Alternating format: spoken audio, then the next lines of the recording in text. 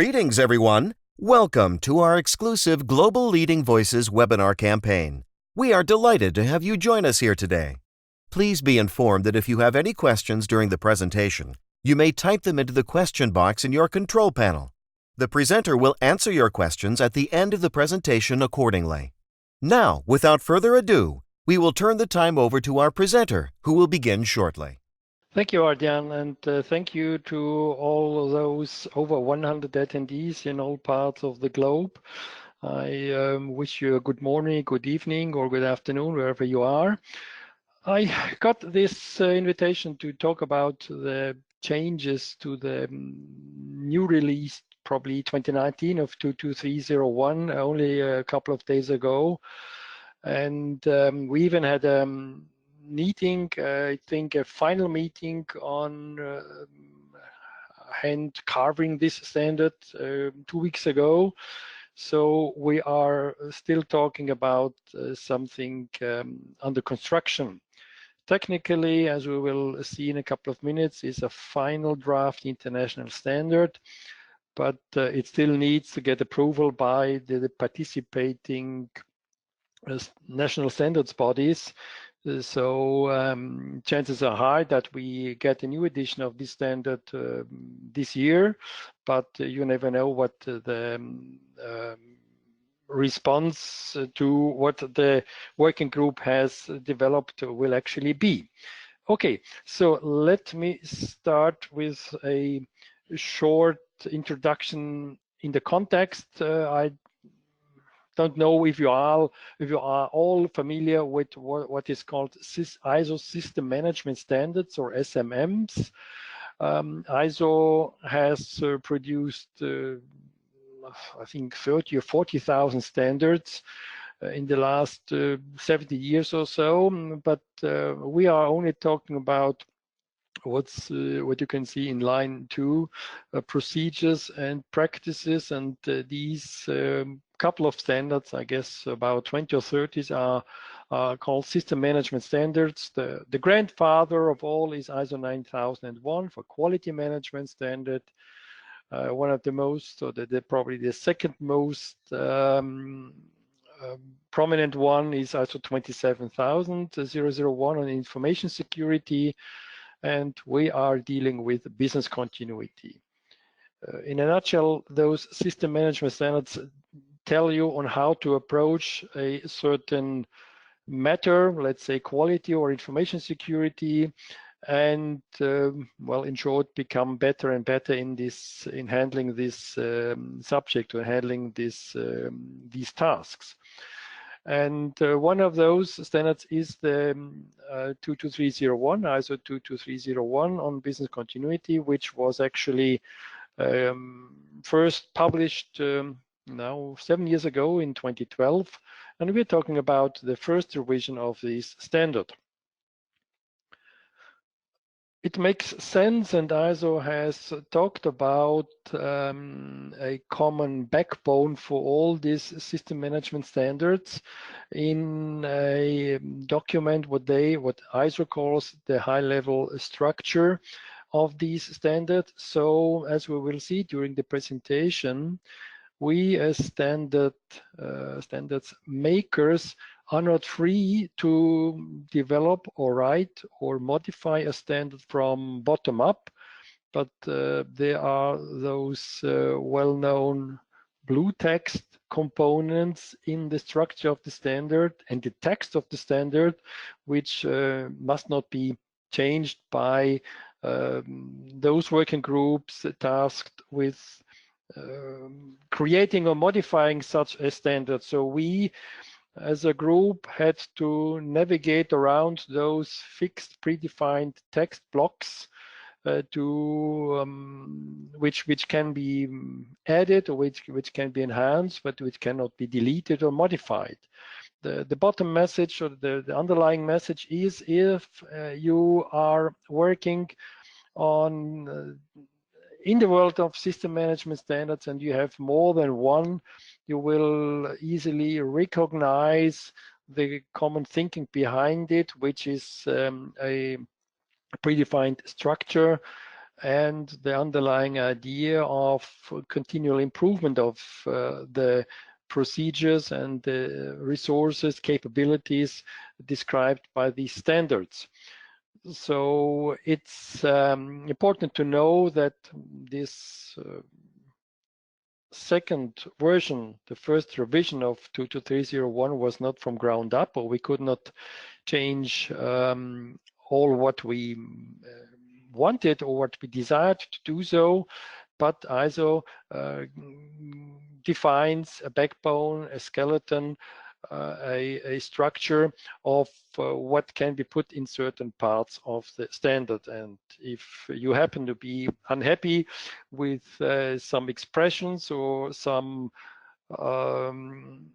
wording in the standard, you should know that it's not possible to fine-tune all the text in the standard, and we as a group tasked with developing this revision also had to scratch our heads, and we had to accept what ISO has defined, and we could not change everything according to our wishes.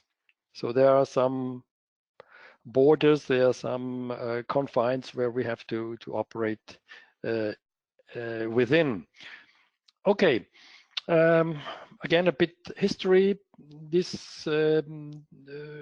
still current standard 22301 was published in 2012 by what was then called ISO 223, and it was the first international standard for managing business continuity.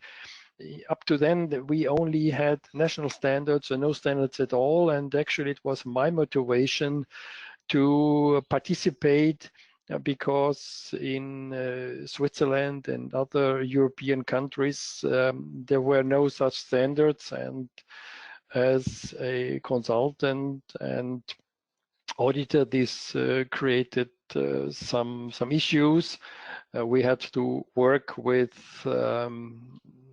non-binding recommendations or with standards created in another country, or for many areas there were no standards or no guidelines at all. So it actually filled the gap, and it was an achievement of this ISO technical committee to really provide this first version. At that time we created the first version, okay, but ISO prescribes that these system management standards are subject to a revision policy. So we had, after I think 3 years, we had did a first attempt to think about a revision. The profession goes ahead, and there are new ways of thinking in the profession, in the community.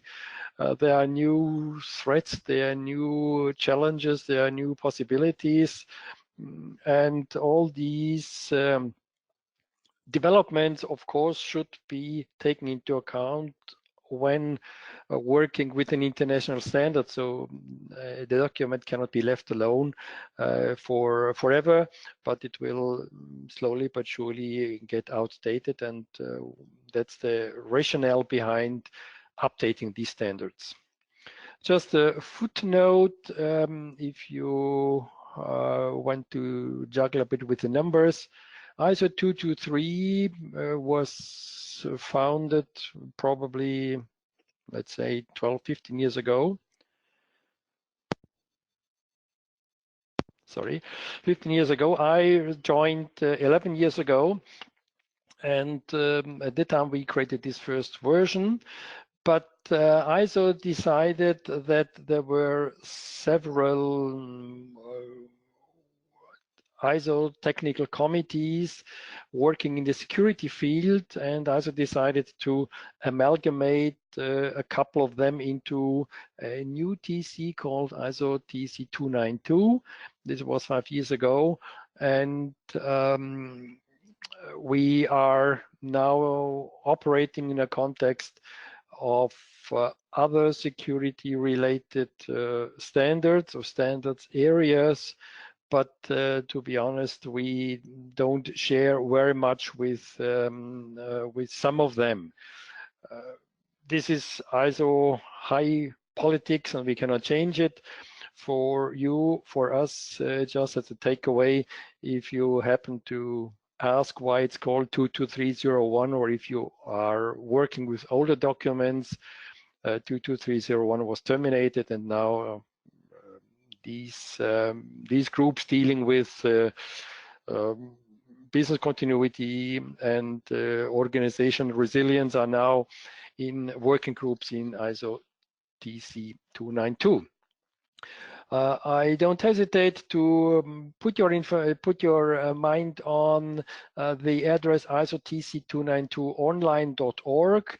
This is an TC internal, not ISO official, but very informative website, which is kept up to date by our communication specialists. And you can find practically everything about the history and the standards and what's coming up and what has been done and retired, whatsoever, the key people. So if you want to know more about the inner workings or the workings behind the standards groups, this ISO TC292 online org is a good website. Okay.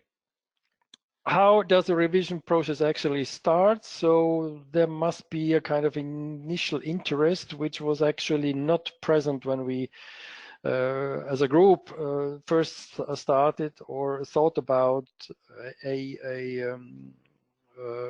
updating process, a revision process. It was very much a long silence, but then all of a sudden it worked and it started. Okay, which shows that it takes some effort to wake up the community to really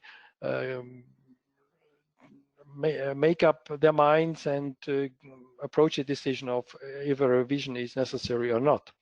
So first of all, we had the interest. It comes somewhat automatically by the secretariat of the TC, but it then has to be promoted by the related working groups. So we produced, after obtaining the go-ahead, okay, yes, there is sufficient interest. Again, this is a voting process on an international scale where the national standards bodies participating in ISO 292 were asked, and they gave us a green light to go ahead with the revision process. A task group produced the first draft. They went then out for comment to the NSBs. And again, physical and logical electronic meetings of the involved working groups. And this went on for several iterations, and finally we are now at the stage of what's called FDIS, Final Draft International Standard, which is then again put out for balloting to the participating NSBs. And as I said earlier, either we get a qualified majority vote or not. Really depends on these on the decisions within the national standards bodies. By the way, ISO 292 now has about 40 something participating countries, organizations, standards bodies. If it doesn't sound familiar to you, maybe you have heard of ANSI, the American standards body, BSI, British standards, DIN for Germany. These are probably the most well-known standards bodies, but there are now 40 to 50 of them participating, and we need a good majority to get this standard approved, which should be a couple of months down the road. So still hopefully this year.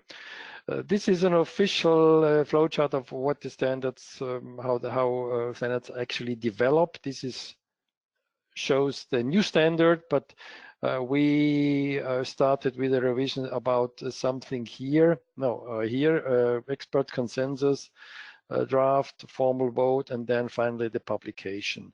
So this is official ISO work roadmap on how standards are going to be developed. Okay, let's come to our standard. As I told you, it's a bit hard to tell you definitely what's really new and what has changed, but let me try to explain it in a kind of mind map which I've drawn up and which is the result of the last meeting in the Netherlands. Okay, so let's start with the heart of the matter. We'll come to that later. Everything, let's start here. ISO defines the so-called HLS, high-level structure. We cannot change some parts of the standards because it is mandatory by what ISO tells us. The structure is given, so all the clauses from 0 to 10 have certain meanings and have certain rationales for existence. And now let's come back to clause 8. Clause 8 is the clause where operation of business continuity is described, and naturally this resulted in the greatest part of discussions apart from other areas of the standard, but where the part where you as a standards making group really can and must add your let's call it wisdom or your know-how is in clause 8. Coming back to the big picture, so there is a high-level structure. We cannot change it, cannot be modified. This is out of touch. The idea is that the management standards have to look similar, or every generation should look similar to each other. So a management system standard published in, let's say, 2019 and 2020 should look similar. We cannot, of course, go back and compare it to a standard which has not been modified for a long time, let's say 5 or 8 years ago. But the idea is that all contemporary standards look somewhat similar. The high-level structures changes over time, so with every revision or every new creation of a standard, it has to be changed or has to be adapted to what the ISO directives call for and call out. The common denominator probably is the PDCA principle, Plan, Do, Check, Act. This has not been changed, although there were discussions to have it dropped or whatever, modified. But for the time being, for this generation, PDCA is still on. I think we just dropped, or ISO just dropped the image or the graphics because graphics always raise questions and create big troubles for the standards makers. So in effect, we actually worked most energy went to clause 8. As I said, it's heart of the subject. It's again true for all systems management standards. Procedures 8.4 was also a heavy working field. And as an example, for example, we say, or we have adopted the term BC strategies instead of just strategy. So there are some changes to the approach, necessary or not, cannot be ascertained. Some people said, okay, we should change it by all means. Other group of people said, no, I'm fine with what's in the old standard. And this iterative process through several meetings and several rounds of working with comments brought us to where we are today. Maybe a good nice point is the standard is shorter just physically than the other one, the other version, the preceding version. We tried to cut out everything which is not auditable, or which are just examples or tell you how to achieve something, but only the what. So it helped us to clarify the requirements, which also has a point, or no, where is it? Which help to focus also on auditors' viewpoints, you know, with the preceding version or the current version of 2201. There were discussions there are requirements, and how do you actually measure and audit these requirements. And these points were discussed, and hopefully we reached a status with more clarity and a better way to audit these requirements. As in the current version, we have found that there are some points to be updated, you know. But it's all subjective, and it's fuzzy and not black and white. And we also went in circles, of course. We said, okay, we changed this, and then we came back. So it's an iterative process. One of those minefields are the definitions. Is a definitions clause. We operate with definitions in 22301. We operate in a context of the standard itself, or the subject matter itself, business continuity, but we are embedded, the working group, and the standard is part of a more or less holistic approach to security and resilience on a TC level. So there are about, don't get me wrong, maybe 30 standards already published by this TC. And of course, it would be nice if there is one definition per term, at least within this technical committee, within the across different work groups. But this is maybe not possible, or not always possible. So we face a kind of dilemma achieving a hierarchy of definitions, you know.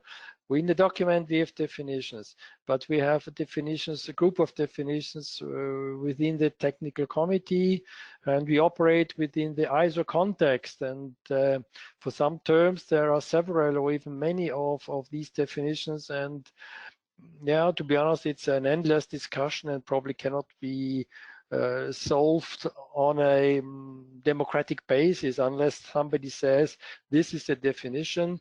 There will always be this conflict and hierarchy, and this ISO is fully democratic.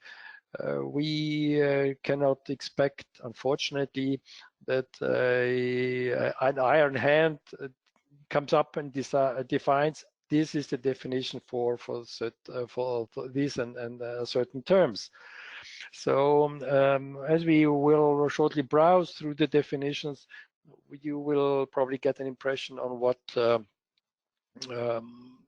type of problems we have encountered in order to make the standard and its workability better than the preceding version or the current version. Okay, last mini news, if you like. There's a new clause for change management in the document. So this aspect of continual improvement and how to manage or how to proceed with changes has also been adopted, or has been focused on. We talk about changes in the sense of ISO 20000 or ITIL. How should changes to procedures, changes to operations, changes to structures actually be undertaken. The overriding requirement, of course, it should be in a structured and well-conceived way, not in a haphazard way or without involving all the interested parties. Maybe one feature of the standard or the new version of the standard, which is not so easily visible, but still kept us busy, is the definition or the work on the difference of BCM and BCMS. BCM stands for Business Continuity Management, and BCMS is Business Continuity Management System. And actually, we are dealing with a standard on BCMS, or we are managing business continuity. And it has come to light that we are dealing with different life cycles, business continuity life cycle and a BCMS life cycle. And we tried, I'm not sure if this is, we have succeeded 100%, that BC or business continuity is actually dealt with in Chapter 8, so Chapter 8, where we have where we deal actually with the subject matter of the system management standard, whereas BCMS, the BCMS lifecycle actually covers the whole document. I think we need another presentation or an additional analysis to work on the difference or be clear what the difference actually is, as it might be confusing to people who have not the deepest experience in this matter. It's confusing, but we have to make ourselves clear. We're dealing with two life cycles, and in the current version, actually, it was somewhat mixed up, and we tried to put everything which covers the BC life cycle in clause 8, whereas the rest, anyway, defined by either directives and the high-level text is covered in the remainder of the document. Okay, this concludes our work through the possible changes. And now let's try, we have still got a couple of minutes to get the feeling of what the differences actually are.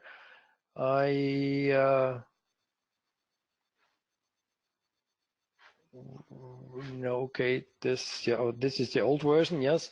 I take the current 2012 version on the left side, and the right side of the screen is actually the current version.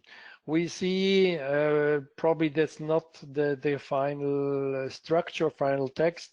The current version ISO only lists to level 2. So we have chapter heading .1 to 2, 3, 4, 5, whereas in the version which we were currently working on, that's the latest, the youngest document that I have available, we sometimes go to level 3 and level 4. I don't know if ISO will come back to this slightly more slimlined version, or if we stay with 3 levels. Anyway, this fits on 1 page and this fits on 2 pages only, but it's at least serves the purpose to see that, of course, the big structure, the overarching structure has not changed. One is scope, normative references. So this is all given by ISO. We cannot change it. Actually, as I said, the biggest work area was in chapter 8. So there is probably nothing much new in 4. We will go and have a look in the terms and definitions. Leadership planning is fine. Support, no big deal. With 8.4, we have, I think, a new heading response structure. We talk about, as I've told you earlier, about business continuity strategies and solutions. So we no longer have just one strategy, but we have to identify those strategies and solutions, think about resource requirements, and then implement the solutions. Finally, there's a section on continuity plans and procedures. I think not much has changed so far. 9 is also a standard paragraph, so nothing has changed here. Let's go on to something which might be more interesting. So, introduction. Now you will see the battlefield. You know, this has not been changed. We have one type of blue text for what the latest version is. It's just since the last working group revision, so there have been many changes here as well, but they are not seen as they are already have been accepted. So you only see what has been discussed in the last 4 working days of the working group. Not much has changed here, but here we see, of course, a difference in the presentation. There is no drawing anymore, so we even skipped the only presentation. I don't know if it was by ISO or we as working group decided, but we still work on plan, do, check, act, but the graphics have been removed. There's also a indication on what clause would belong to what phase of PDCA. The reminder: shall, should, may, can. This is a requirements document, and we only should see the expression of shall and no should. Shall is auditable, and may is a permission recommendation. Actually, this has nothing to do with the requirements document. Okay, so scope hasn't changed a lot recently, except for some notes and maybe some editing styles. So we cannot change as a working group the edit style. This is done by ISO Secretariat in Geneva. There's no point to discuss about it. But let's start with the famous clause 3. So this is the clause with definitions. And of course, as I said, we had to take reference of the glossary or the definitions of the definitions document in this TC. It's ISO 22300, and we in the standard we take the definitions either from ISO general, from ISO 22300, or we have to create or define definitions only relevant for this standard. So while this looks easy and neat with the current version 2012, there have been, of course, discussions on the definitions: activity, business continuity management system. I think it's many comments, but no big changes. Maybe you may notice that the term business continuity management is missing in the new standard. So we only talk about business continuity. And so between business continuity and business continuity management system, there is no longer business continuity management. It's maybe a sensation or an earthquake, but the process by consensus has been in that way, or has resulted in the outcome that the term business continuity management, BCM, is no longer used, but we just talk about managing or organizing business continuity, and business continuity has not changed. It's a capability of an organization. So we are managing the capability if we come to the heart of the matter. Then we've got many other definitions. I will just try to pick one or the other. You see the latest versions on definitions of crisis, something like that. But we have certainly this document or this definition in other documents as well. But that's actually what I talked about. Can we use a definition which was created elsewhere or not? And here we have a definition by ISO, so we cannot touch it at all. It's has been defined and is common to all system management standards. So we have interested party and stakeholder. I don't know what in the current version, it's the same stuff, okay, but we have added notes to it. Then discussions on things like likelihood, probability. So sometimes it's mincing words, but that's how it is. The definition for management system is obviously the same. It cannot be touched. It's given by ISO. So there's no point to discuss it or to try to modify it.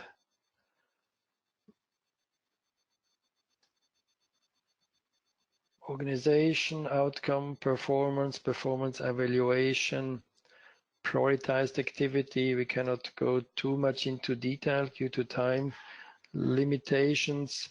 But for example, we have deleted the definitions on protection because it's already in 22300 or record, things like that. So there has been some changes in the definitions lineup. Top management verification was thrown out. And that's actually the end of the definitions battlefield, and we come to clearer, to milder waters with standard text. Here we see an example what has been prescribed by ISO. So ISO standard text is this, and here they have a couple of dots, and we just filled in BCMS, and that's that. So it's context, it's actually nothing new. Here an example what can be done. 431 by ISO creates or consists of two paragraphs, well, an introduction and then two bullets, A and B, and we are entitled to add something, but we cannot change words in these text blocks. Okay. Of course, items have been shifted to other clauses if permissible by ISO. So this is just filling in the dots. That's no big deal. We added promoting continual improvement because we thought that, of course, leadership and commitment also includes the commitment or promotion of continual improvement. Here you see we have deleted the word business, the word management. So the text will read communicating the importance of effective business continuity and of conforming to BCM requirements. So what about policy? Oop. Maybe some numbering is not correct. Actually, that's the unedited version at the end of the last workgroup meeting, so some cosmetic changes are still to be done by the secretariat of the working group. Okay, so we talk about policy. I think there was not much to be done in policy. Again, this is boilerplate text, so we come to planning. This is also prescribed by ISO. Cannot change a lot about this.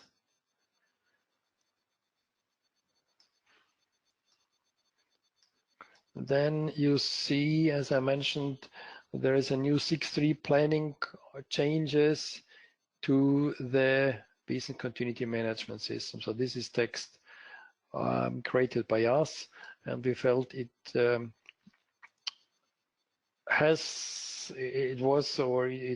important to talk about the actions, the objectives, and some planning to achieve these objectives. Okay, let's go to 7, support. Again, this is all standard text. So we added who will communicate, all the rest is standard. Maybe these changes will come back to ISO and will then be added to the new high-level structure text in future versions. That's already how that's the way how standards are being or updated. So that's not much new. Now to operation. The structure has not changed a lot, but many details have changed, as you can see here, analyzing systematic processes, review, some changes to business impact analysis, notes changed. Here we see the new version of business continuity strategy, identification of strategies and solutions. So this is all new or recently updated, enhanced text. Resource requirements, I think, has not changed, but the numbering has changed a bit, of course. Then we talk about the procedures. There are probably many minute things, but it just took some time to get it done. Business continuity plans. Yeah, we added something on structure. You have to have a structure before you can execute the plan. Evaluation of documentation capabilities. I think we also skipped the term test, but just exercise. But here it really becomes unreadable. But last minute changes were undertaken. Okay, so anyway, this is chapter 8, which is the subject matter area where we had and could do a lot with 9 and 10, internal audit and management review and continual improvement. It's more or less back to standard text by ISO. We had no big chance and no big deal to change this these sections. We could just add something. The bibliography, I don't know. Yeah, it has been updated. Okay, of course, new documents have been added. 22313, the guidance document will follow the 01 document, of course. And we have skipped some ancient documentation, NFPA, and the Japanese, UK UK documentation from 2005, which were, of course, the grandfathers of 2012 version, but I think it's now no longer necessary. Okay, so let's come to try and create a summary. I think the bottom line is we have a successful update. It was a huge international effort, both on-site meetings and WebEx meeting, and the huge work of the mirror committees in the different countries.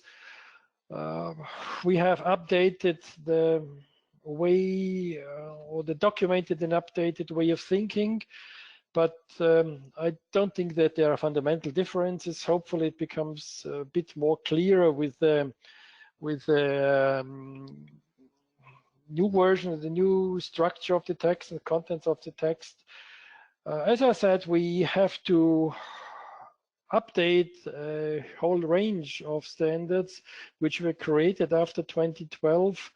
The biggest or the nearest cousin is 22313 on guidance.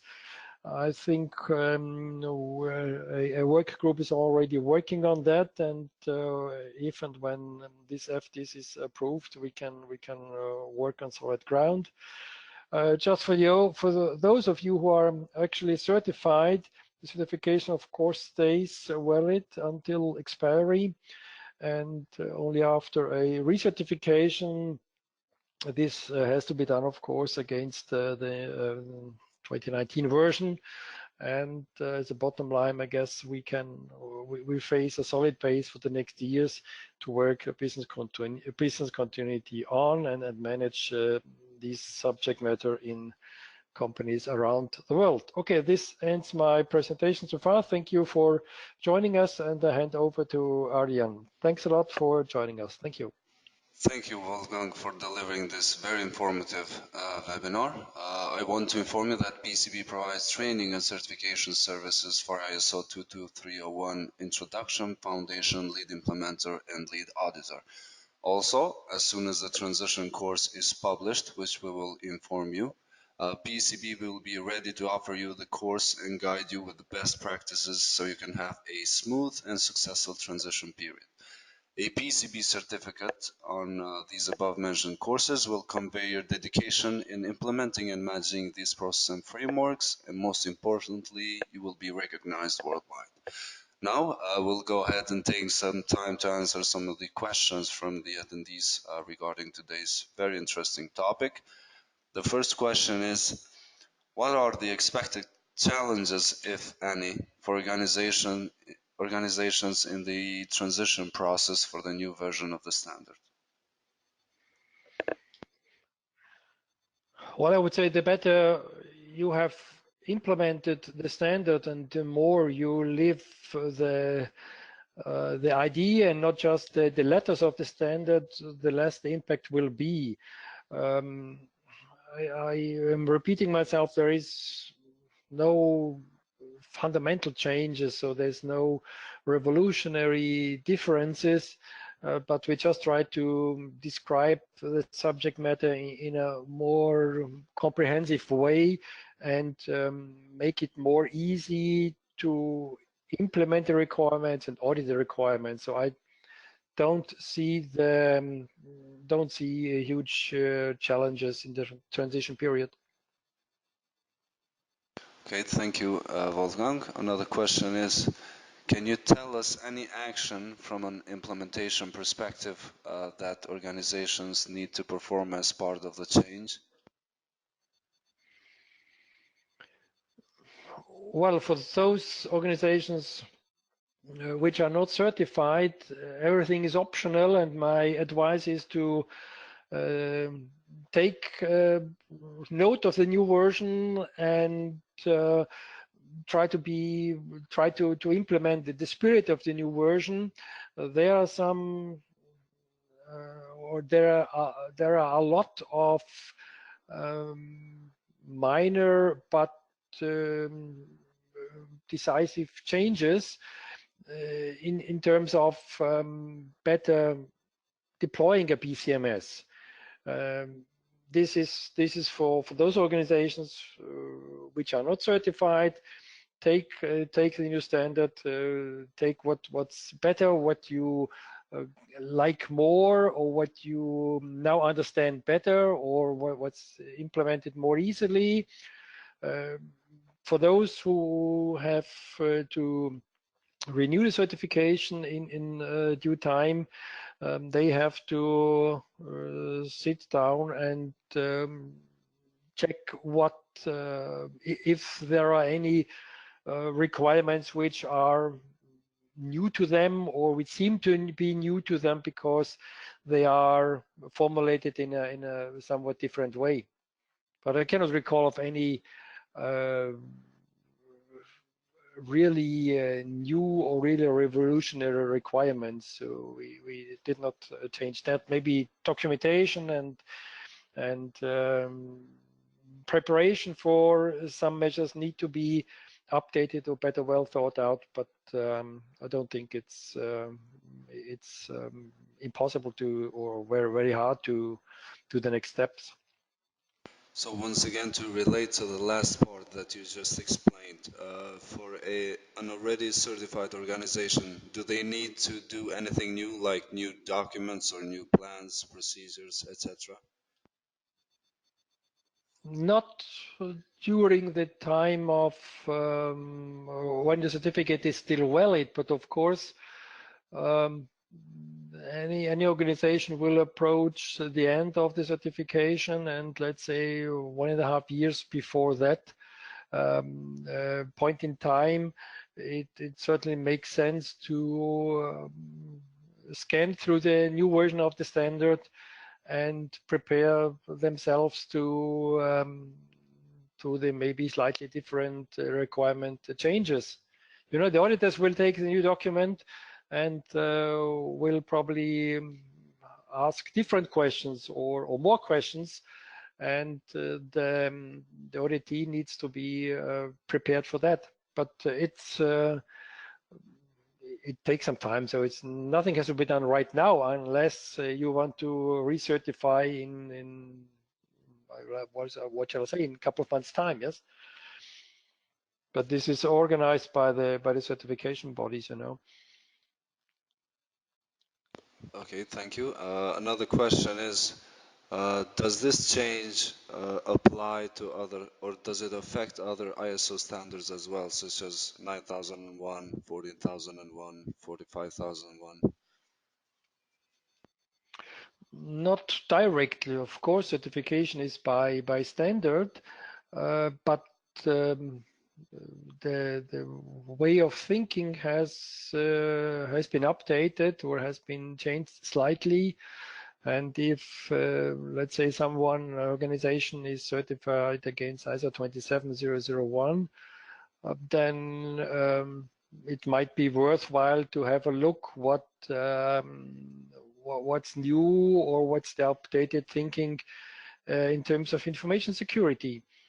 There is even a joint working group between us and the TC dealing with information security, and the ideas and a new standard is going to be created in the area of business continuity in terms of information security. And of course, this new way of thinking, or the updated way of thinking, will have an impact on standards in the making in the realm of information security.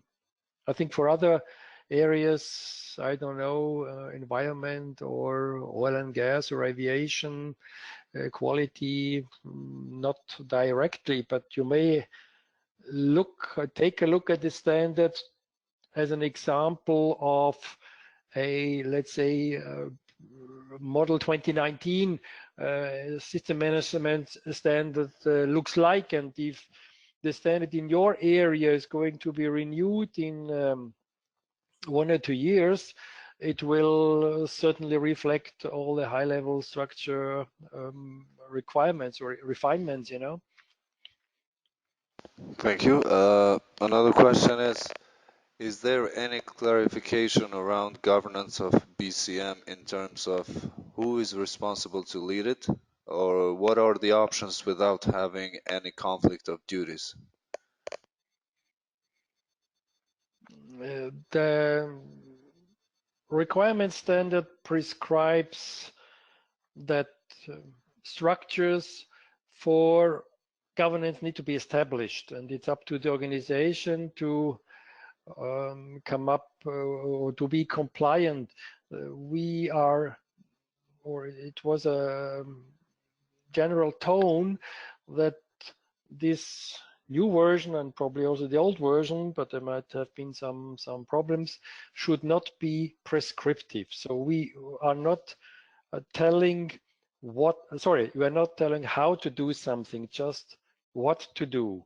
And it's up to the experience of the involved project managers or project team of a client, or the auditor or the consultant to create a governance structure fit for the organization. And if you need more information about that, I would propose to wait for the 22313 version, the guidance document, to get a let's say a recipe book or a guidebook or a cookbook on how these these structures can be rolled out. The 01 only tells about what to do, but we really try to eliminate anything which gives you a how-to. Yes, this is it was defined that this is the wrong place. Okay. Thank you, Wolfgang. Now we have a lot of questions coming in, but because of the time limitation, we will only read one more question and conclude today's session. So the last question is, what about individual certifications, lead implementer or lead auditor? Do they need to recertify to the new version as well? I would like to give this question back to PCB, but I don't think so. The certification is valid for a certain time, and at least for the initial period, if let's say my certification runs out in 2 years from now, I actually don't have a clear answer on if I have to recertify. We have to take this question back and come back to you. I'm at a loss. I can tell you if you have to do an exam again or not. But I think the certification department PCB can give us an answer. I'm really curious to know about that. But I think this is not new, as PCB is in the business for many years and certifications have been, or standards have been developed and updated, and the certifications need to be dealt with. I guess there is no need to recertification, but maybe I'm not sure. Yes, thank you, Wolfgang, once again for this very detailed and explanatory session. And I want to thank also today's attendees for attending today's webinar. I would like also to inform you that this session will be recorded and posted on our website as well as on our YouTube channel together with the slides of the presentation. If you would like to know more information, you can always visit our website www.pecb.com. Thank you all and have a great day. Thank you. Bye-bye.